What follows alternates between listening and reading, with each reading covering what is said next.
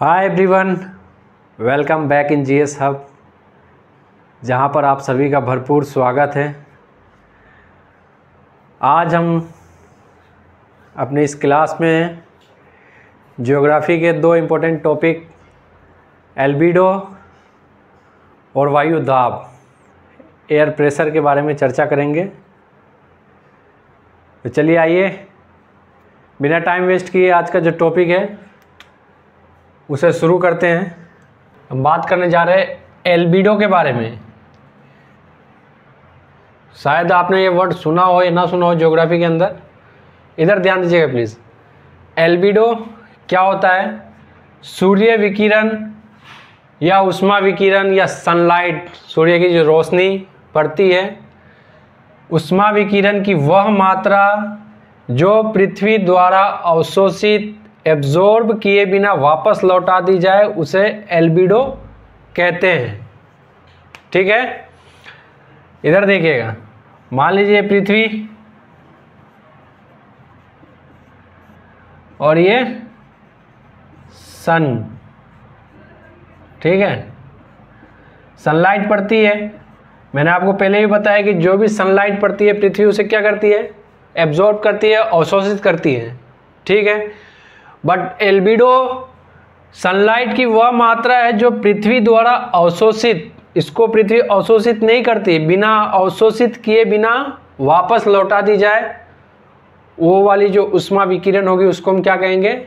Albedo कहेंगे। ठीक है, उष्मा विकिरण की वह मात्रा जो पृथ्वी द्वारा अवशोषित किए बिना पुनः वापस अंतरिक्ष में लौटा दी जाए उसे एल्बिडो कहते हैं। सबसे ज़्यादा जो एल्बिडो होता है वो ताज़े बर्फ़ या स्वच्छ बर्फ़ की टोपियों का, जो बर्फ़ हिमखंड जो होते हैं उनकी जो ऊपरी जो, जैसे हिमालय पर्वत का जो आपने टोपी देखा होगा, ये पर्वत जो होती है, वैसे ये बर्फ़ों के भी दोनों ध्रुवों पर, दक्षिणी ध्रुव और उत्तरी ध्रुव, जो मैंने आपको बताया था आर्कटिक और अटलांटिक के बारे में, वहाँ पे ऐसे बर्फ़ों की टोपियाँ मिलती है। सबसे ज़्यादा जो एल्बिडो है वो बर्फ़ की टोपियों का होता है। ठीक है, दूसरा शुष्क बालू और तीसरा आर्द्र गीला बालू। ठीक है, बालू अभी कभी आपने छुआ होगा दिन में गर्म और रात में बालू ठंडा बिल्कुल रहता है। ठीक है, तो सबसे ज़्यादा किसका होगा? ताज़े व स्वच्छ बर्फ़ की टोपियों का। सेकेंड नंबर पर शुष्क बालू और थर्ड नंबर पर आर्द्र बालू। आर्द्र का मतलब गीला होता है, गीला बालू। ठीक है, एक बात इधर ध्यान से सुनिएगा। सबसे ज़्यादा एल्बिडो जो होता है वो सफ़ेद जो वस्तु होगी, वाइट कलर की जो चीज़ होती है उसकी होती है, और सबसे कम एल्बिडो ब्लैक कलर की। कभी गर्मियों के दिन में आप काला कपड़ा जब पहनोगे तो देखोगे वो बहुत ज़्यादा गर्म होता है, वाइट गर्म नहीं होता है। क्यों? क्योंकि वाइट जो है वो सूर्य की किरणों को वापस लौटाता है, अवशोषित नहीं करता है वो, और ब्लैक अवशोषण करता है उसका। ठीक है, इसको उतार लीजिए, फिर आगे बढ़ते हैं। अभी माना कि 100% उष्मा सनलाइट जो है, दिन भर की जो सूर्य की रोशनी पड़ती है, 100% सनलाइट पृथ्वी पर आते हैं। ठीक, उस 100% में से 35% जो होगा वो एल्बिडो होगा। एल्बिडो मैंने अभी आपको बताया है, परिभाषा भी लिखवाई उसकी, उष्मा की वह मात्रा है जो पृथ्वी द्वारा अवशोषित किए बिना वापस लौटा दी जाए। ठीक है, उष्मा की वह मात्रा, सूर्य से जो उष्मा आ रही है, एनर्जी सनलाइट जो आ रही है, उसको अवशोषित एब्जॉर्ब किए बिना अगर वापस लौटा दी जाए उसको क्या कहेंगे? एल्बिडो कहते हैं। ठीक है, इस 35% में भी 27% एल्बिडो जो है वो बादलों द्वारा, क्लाउड द्वारा किया जाता है। ठीक, 6% एल्बिडो प्रकीर्णन के माध्यम से और 2% बर्फ के द्वारा होता है। ठीक है, 35%, 100 में से 35% उष्मा एल्बिडो यानी अवशोषण के बिना ही वापस लौटा दी जाती है। 65% जो उष्मा है, विकिरण, सूर्य विकिरण जो है उष्मा है, उसका अवशोषण पृथ्वी के द्वारा किया जाता है। ठीक है, इस 65% में भी धरातल के द्वारा ओनली ऑन 51%। ठीक है, और 14% ऊष्मा जो है वो बादलों के द्वारा एब्जॉर्ब किया जाता है। सनलाइट जब आई पृथ्वी की तरफ पड़ती है, सूर्य की रोशनी, उसमें से 35% एल्बिडो है, यानी वो अवशोषण की बिना ही वापस लौटा दी गई। 65% जो है उसमें 51% धरातल के द्वारा एब्जॉर्ब किया जाता है, जबकि 14% ऊष्मा बादलों के द्वारा अवशोषित किया जाता है। ठीक है, इस 51% ऊष्मा जो धरातल के द्वारा जो अवशोषित की जाती है उसकी जो वापसी होती है, मैंने आपको बताया कि पृथ्वी न तो ऊष्मा का अवशोषण करती है ना ही उत्सर्जन करती है। दिन भर की जो सनलाइट उसे मिलती है उसी को वापस रात में वो जब धीरे धीरे ठंडी होती है उसे रिलीज करती है। ठीक है, तो इस 51% ऊष्मा की वापसी जो होती है उसमें 17% अंतरिक्ष के द्वारा वापसी की जाती है और 14% ऊष्मा जो है वो बादल या वायुमंडल के द्वारा वापस की जाती है। तो ये 14% जब सनलाइट आया था तब अवशोषण किया गया था, और ये जो 34% है ये दिन भर जो पृथ्वी छोड़ती है वापस रात में जो पार्थिव किरणों को रिलीज करती है, तो ये बादलों के द्वारा होके फिर ऊपर जाती है। ठीक है, तो 14 और 34 48% एनर्जी बादलों के पास रहती है। इसी के कारण रात का जो टेम्परेचर है वो एकदम से गिरता नहीं है पृथ्वी पर। ठीक है, इसी कारण पृथ्वी पर रात का भी जीवन संभव है। नहीं तो रात का टेम्परेचर, अगर दिन का टेम्परेचर 20 डिग्री सेंटीग्रेड मिलता तो रात का टेम्परेचर -10 डिग्री सेंटीग्रेड मिलता, अगर ये चीज़ नहीं होती तो। बाकी बादलों के द्वारा 48% ऊष्मा सूर्य की जो है उसका संग्रहण रखा जाता है। इसी कारण एकदम से जो टेम्परेचर है वो रात में गिरता नहीं है दिन के तुलना में। ठीक, इसको बना लीजिए, फिर आगे बात करते हैं इसमें। अब बात हम कर रहे हैं 34% जो ऊष्मा जो है जो वायुमंडल और बादलों के द्वारा जो वापस की जाती है सूर्य की विकिरणों को, उसके बारे में। तो इस 34% में भी 19% जो ऊष्मा है वो वाष्पीकरण के द्वारा वापस की जाती है। ठीक है, वाष्पीकरण की जो क्रिया होती है, वाष्पीकरण के ऊष्मा के कारण वायुमंडल या बादल में पहुंचते हैं। ठीक है, वाष्पीकरण के अंदर जो ऊष्मा होती है, वाष्पीकरण के लिए गुप्त ऊष्मा का होना जरूरी होता है। आपने सुना भी होगा कि बादल जो बरसते हैं पानी, उसके लिए एक सर्कल होता है। समुंदर का पानी गर्म होता है, गर्म होकर भाप के रूप में ऊपर उठता है। ठीक है, उससे जब वो ऊपर पहुंचेंगे तो उससे ही बादलों का निर्माण हो रहा है, वायुमंडल में ये भाप पहुंच रहे हैं। ठीक है, तो ये जो पानी है इसका जो समुद्र के ऊपरी सतह का जो वाष्पीकरण हो रहा है, ऊपर से जो पानी उठ रहे हैं, उसके लिए जो ऊष्मा है वो एक गुप्त ऊष्मा होती है उसके अंदर। ठीक है, तो 19% वाष्पीकरण के द्वारा, 9% ऊष्मा संवहन के द्वारा। संवहन कुछ और नहीं, हवाओं का ऊपर उठना संवहन कहलाता है। ठीक, जैसे धरातल का तल है, इससे जब हवा ऊपर उठेगी ये संवहन कहलाता है। ठीक है, 9% ऊष्मा संवहन के द्वारा। इस घटना को ऊष्मीय विक्षोभ कहते हैं। और 6% विकिरणों के द्वारा होता है। ये हम बात कर रहे हैं जो 34% ऊष्मा वो ऊष्मा है जो पृथ्वी के द्वारा, धरातल के द्वारा 51% ऊष्मा का जो अवशोषण किया गया था, उसमें से 34% वायुमंडल या बादलों के द्वारा जो वापस की जाती उसकी बात कर रहे हैं, और 17% ऊष्मा अंतरिक्ष के द्वारा वापस होती है। ठीक है, अब एक पॉइंट और मैं बता देता हूँ इधर, नहीं तो आप कंफ्यूज हो गए। मैंने आपको बताया कि बादलों में 27% ऊष्मा जो बादल का एल्बिडो है, ठीक है, और 14% ऊष्मा अवशोषित करती है बादल। आप कहोगे सर जब 27% एल्बिडो ही कर रहा है तो ये 14% कहाँ से आ गए? इधर ध्यान से देखिएगा, यह मैं बात कर रहा हूँ टोटल 41% हो गया। ठीक है, तो इस 41% ऊष्मा में से 27% ऊष्मा को बादल वापस उसी वक्त रिलीज बिना अवशोषण के ही छोड़ देता है और 14% को अपने पास रख लेता है। और क्लैरिटी के साथ मैं समझा देता हूं, जैसे मैं आपको 41 रुपये देता हूं, उसमें से 27 रुपये आप मुझे रिटर्न कर देते हो, बाकी 14 रुपये आप रख लेते हो। वही घटना यहाँ पे हो रही है। ठीक है, इसको डायग्राम को बना लीजिए। नोट कर लीजिए। उसके बाद हम बात करेंगे अब वायु दाब के बारे में, एयर प्रेशर के बारे में।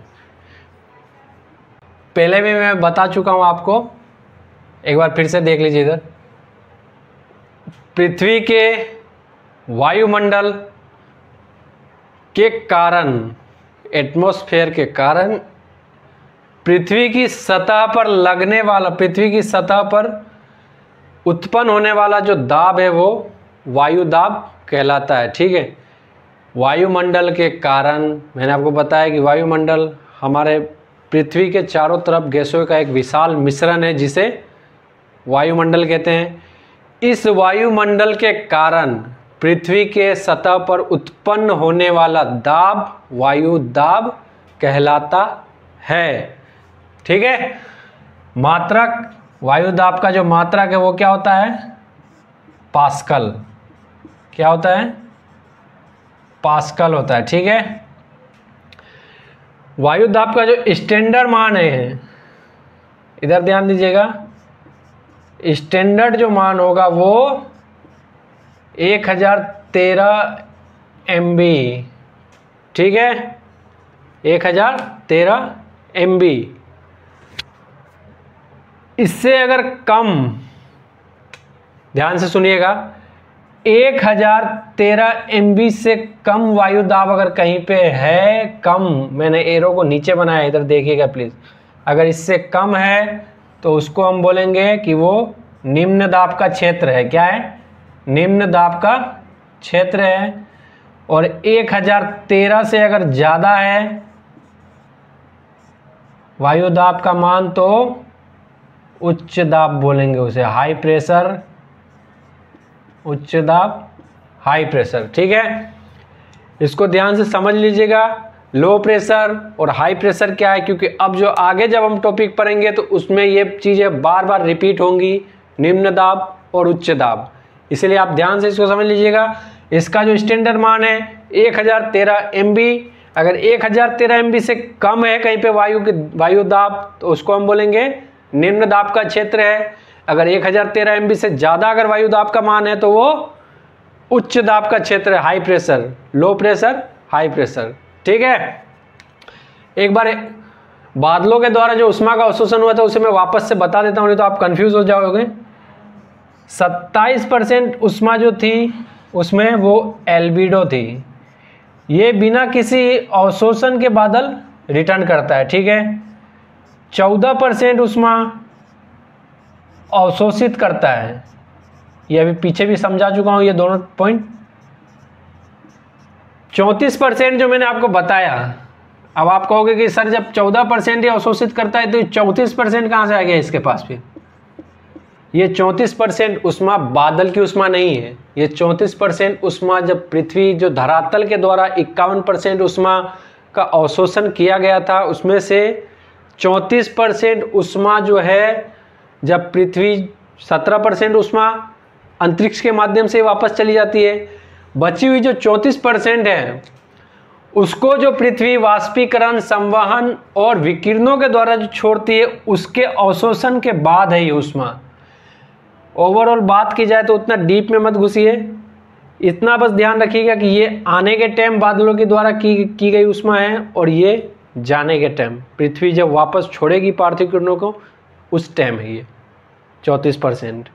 ठीक है, तो अपने टॉपिक वायुदाब की बात कर लेते हैं। एक बार फिर से मैं बता देता हूँ, वायुमंडल के द्वारा पृथ्वी की सतह पर उत्पन्न होने वाला दाब वायु दाब कहलाएगा, जिसका मात्रक पास्कल होता है। स्टैंडर्ड मान 1013 MB है। अगर इससे कम कहीं पे वायु दाब है तो वो निम्न दाब का क्षेत्र है, और इससे अगर ज़्यादा कहीं पे वायु दाब है तो वो उच्च दाब का क्षेत्र है।